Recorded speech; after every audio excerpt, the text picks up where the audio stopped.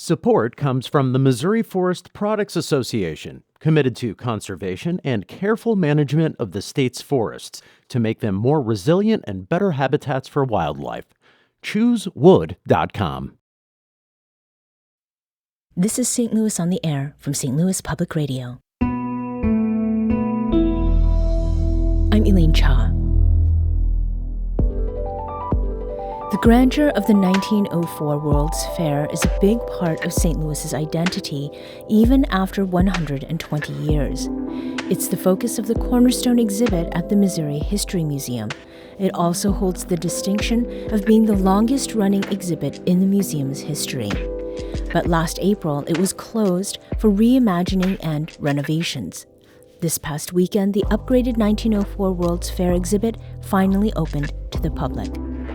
I spoke last month with Sharon Smith, curator of civic and personal identity at the Missouri History Museum, and Sam Moore, managing director of public history at the Missouri History Museum. We discussed what motivated changes and how the museum is tackling the fair's troubling history. Our conversation started with Sam explaining why Missourians are still enamored of the St. Louis World's Fair after all these years. The World's Fair really was turn-of-the-century America, the place you wanted to be. If you think about the Olympics today, there's a bit of a parallel. Cities would vie for World's Fairs. They drew huge crowds. The eyes of the world were on your particular city, and St. Louis wanted to be that city, and that certainly paid off for St. Louis because 20 million people came to that fair. Mm-hmm. Now, Sharon, in the introduction, I had mentioned the World's Fair, it happened 120 years ago. And last year when I talked with Jody Sowell of the Missouri History Museum about the closing of the exhibit and sort of the redoing of it, we did talk a little bit about why it is folks are still obsessed, quote unquote, with the World's Fair. From your perspective, why has it remained such an object of fascination and interest? Yeah, I think that part of it is because it's one of those moments where if you think about St. Louis's history, almost anybody can remember that is one of the things that happened here. 1904 is a huge pinnacle for the St. Louis history whenever we talk about it, even at the History Museum, right? It's always there. It's always been an exhibit that we've talked about. And I think it's because it was such a grand moment for the city. Again, 20 million people show up. It's not something to be forgotten very easily. Mm-hmm. And you've got whole groups of people who constantly are thinking about that. The World's Fair Society, for instance, lots of people who still want to perpetuate that memory. So, we're part of that as well by telling that story. And the fact that we sit in a place where the museum sits at the opening where the fair was. So we get to tell that story in a big way. Mm-hmm. And you've been with the History Museum for quite some time now, including the period sort of leading up to the original exhibit.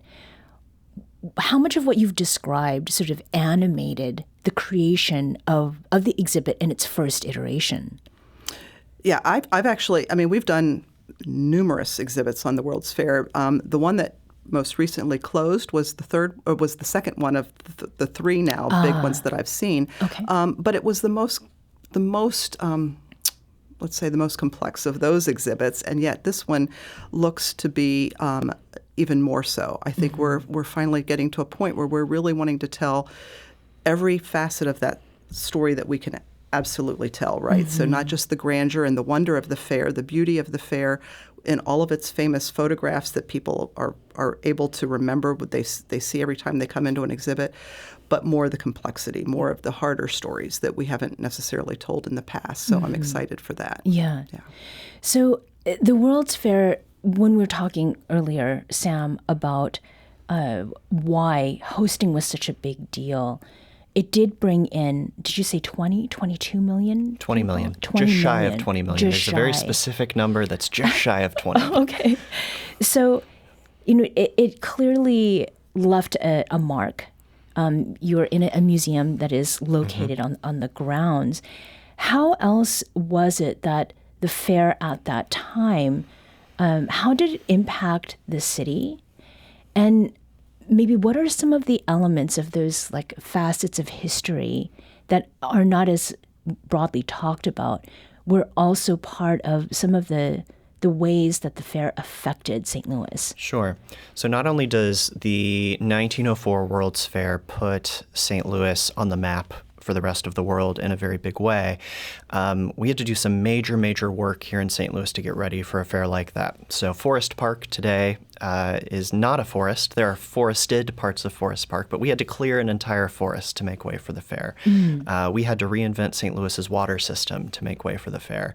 And then the fair leaves behind money, because it's one of the few fairs to turn a profit, and also allows us today to have things like the Jefferson Memorial Building, to have things like the World's Fair Pavilion in Forest Park. So there's some very tangible kind of infrastructure and building-related remnants of the fair. And then I think also, again, putting St. Louis on the map for the rest of the world when it is the fourth largest city in the nation, but a pretty distant fourth to third place Philadelphia. This was a big moment for the city. It was a big moment for the city to get some messages across, and also, frankly, for the United States to get some messages across that it really wanted to share with the rest of the world. So who was the fair made for? Who was the fair made for? That's a great question. Who was the fair made for? I think the fair has a few different goals. The United States wants to project a forward-looking, optimistic vision for its future. It wants to present certain acquisitions that it has made in the last few years, acquisitions like the Philippines. We annexed the Philippines in 1898 and had a whole 40-plus acre display, essentially a human zoo dedicated to that.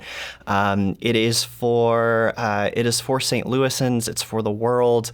I think, I'm going to have to think on that question. Yeah. That's a really good one. I don't know if Sharon has anything to add on that. Yeah, Sharon. I mean, maybe to that point, or to follow on that point, who was it not made for? Yeah. That's part of the complexity, right, of where we are today when we look at doing an exhibit like this. I think it was made for anybody who could afford it. Number one, right? So obviously there's an admission fee. So right away that gets to an who could afford to either get into the turnstiles, also afford to come to the fair. So you've already made it a classist sort of an event, right? Sure. In that regard. But then there were workers who could get on the fairgrounds, and then there was the whole idea of portraying a hierarchy of how people were civilized. I mean, we're talking 1904, not 2024. So in 1904, people were trying to understand how that all worked. And so if you're trying to project that notion that, we're an imperialist country now, we've got this acquisition, here's what we've acquired, and trying to make all of those distinctions, I think it's for the people for whom that would be most important. And again, it's going to be that group of people that could afford to get into the fair, right? So I think that's really part of it. I think it was, and then there were a lot of people that did not make it onto the fairgrounds for whatever reasons, and we can certainly get into that. And I also think that the other part that Sam was speaking of with, what all was going on, there was also this notion of a competition of trying to be the best fair ever, right? So when you compare it to the fairs that had gone right before it, the biggest being before that would have been in Chicago. Chicago, right. So they're trying to compete in that way and make St. Louis look better. So for themselves, maybe, for the city fair planners, it was a win if they did that. And is there maybe one aspect that has carried over from the previous iteration of the exhibit that has been complicated in some way, sort of in the way that you've talked about, where maybe it was a point of pride, but you've sort of problematized it in a way that presents a more nuanced way of understanding? Well, also a good question. You're making us work here. I think, I do think that, again, because in past exhibits, I think it's been easy to talk about the grandeur. And I think when we've tried to talk about sort of the human zoos, the exhibited people, the people who were left out, it's it's been the focus of doing it through the most recent exhibit that was up previously. We tried to look at people who were at the fair by what they wore. Right. So if you were wearing your grand clothing, you were the fair goer. If you were wearing some sort of uniform, you were maybe a guard. So you had a job to do. But if you were wearing something that looked like native clothing, chances are you were in one of the exhibited villages on the fairgrounds or on the pike. And so by virtue of clothing, that made it a simple way to tell that story, but not nearly diving deep enough into the complexity. And I think that's what we're unearthing in this exhibit, is that deeper complexity of what did that mean, and using it through voices that are not necessarily ours, meaning the folks who created the exhibit, us museum people, but through people who are partnering with us in that telling of that story. So, Sam, I'd like to bring it to today. Who is the new version of the exhibit for? And is there maybe one or two key changes that have been made that reflect who that audience is? Sure. So I think the goal behind this exhibit, and certainly all of our exhibits at the Missouri History Museum, is for St. Louisans to introduce them to a St. Louis they've never met before, to unpack these different layers and aspects to stories they may know well or know parts of well, and broaden that understanding a little bit more. And then, of course, a big part of our audience comes from outside of St. Louis. They may only be passing through. And so this effort with the New World's Fair exhibit really says, let us tell you about something you know, at least know the date of, and may know about the Ferris wheels and the ice cream cones of it all. Let us take you a couple layers deeper in that for both our local community here in St. Louis and folks who are only passing through St. Louis. I think the way that we do that first and foremost inside the exhibit is with a massive scale model of the 1,200-acre fairgrounds. So Sharon and I were just actually talking before we came on the air about the fact that we've been, for most of our careers, looking at pictures of the fair, looking at the buildings from the fair, but have never seen it laid out spatially before, right?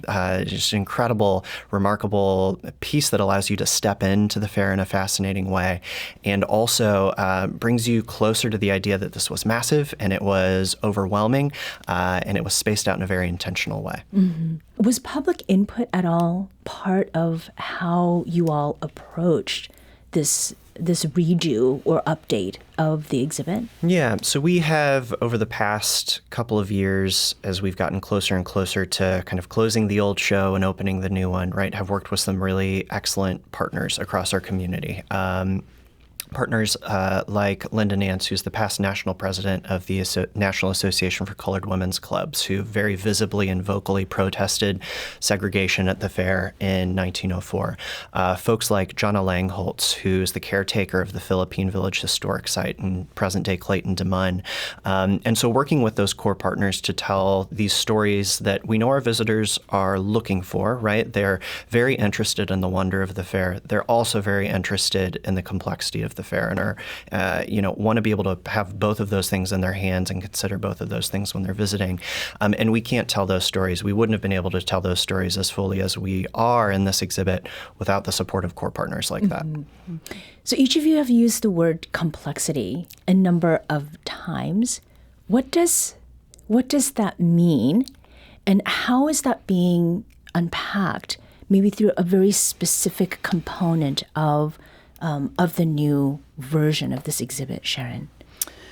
I think for me, the way I understand how we're using it, it has to do with as much the honesty of the complete story, right? Because I think for many years, even I, in the way that I've presented it in conversations or talks that I've done, you want to talk about the grandeur because that's the thing that people most know, right? That's the beauty of the fair. That's the big palaces.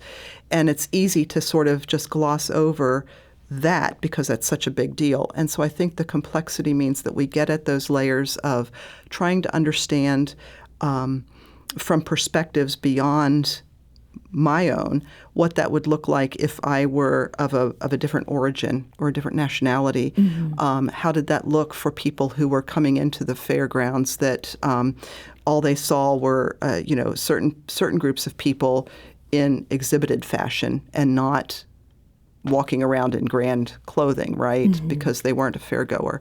So I think trying to just get at the heart of that and know that that's really at the heart of what the museum is. It's telling everybody's story and as deep a way as possible. That's complex. Right. And it gets at the heart of really telling all of history, not just focusing on something that's easy. Right. It's getting at the hard parts of the story as well. What parts were hardest to sort of get into or get around to dig deeper on? This, what you'd mentioned, Sharon, earlier about the fair experience being different for different people. How is that something that practically visitors to the museum are going to not going to be able to avoid sort of confronting it? Sure. Yeah. So you're going to see the grandeur of the fair, and you will also be confronted with this idea that as a Black fairgoer, your experience could look fundamentally different. Right? You most likely could get in the gates of the fair, but you wouldn't necessarily be able to do all of the things that white fairgoers could do. And then on the other hand, we have this fascinating oral history that the Missouri Historical Society collected in the early 20th century, or rather in the 1970s, from a fairgoer who went as a child, who went as a young Black girl, and rode the Ferris wheel and engaged with the fair. And so that's complex, right? We have very unequal and uneven experiences happening at the fair, depending on your skin color, and even if you are a Black person, sometimes that experience looks different depending on your age and the day that you're there even. This idea of a place where there were wonderful shows to watch. There were also reenactments of battles from the Boer Wars in the late 19th century, and they were being fought by very real veterans of those wars who had only finished fighting each other on a real battlefield 2-3 years earlier. Those are stories that are interwoven throughout. In between Festival Hall and ice cream cones, we're also grappling with these stories that would have been enjoyed by fairgoers, that would have been familiar to fairgoers, but that maybe are a little bit less familiar with our visitors and St. Louisans today. Sharon, can you talk about some of the artifacts that people will be looking at? Yeah, that's the part I really know.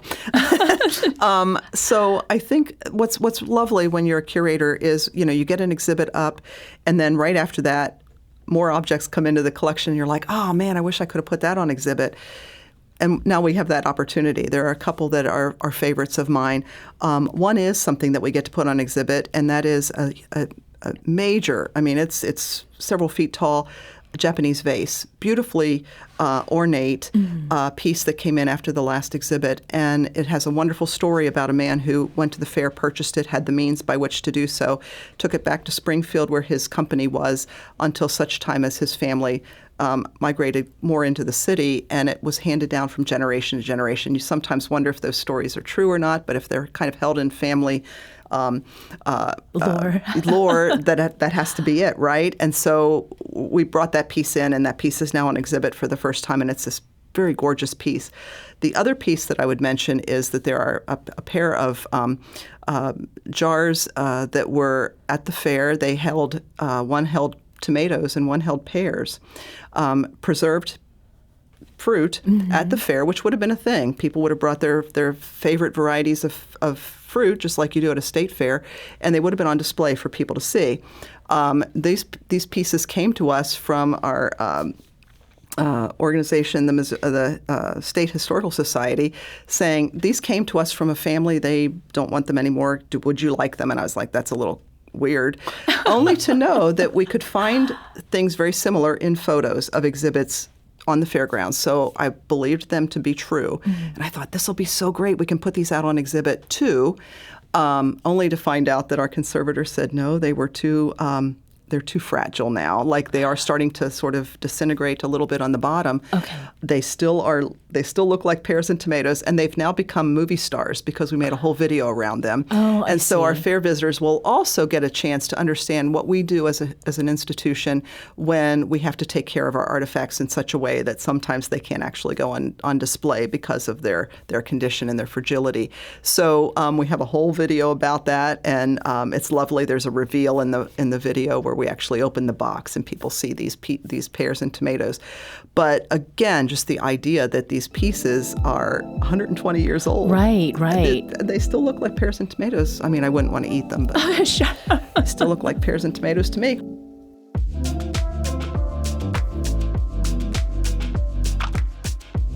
This episode was produced by Maya Norfleet. Our audio engineer is Aaron Dorr. This podcast was mixed and edited by Aaron. Our executive producer is Alex Hoyer. St. Louis on the Air is a production of St. Louis Public Radio. Understanding starts here. St. Louis on the Air proudly supports local artists by using music from Life Creative Group. Do you find yourself regularly listening to episodes of St. Louis on the Air? Suggest us to a friend you think might enjoy our conversations, and leave us a review and rating on Apple Podcasts on the App Store. It's the simplest way to help people discover our show. Thank you. St. Louis Public Radio is a member-supported service of the University of Missouri St. Louis.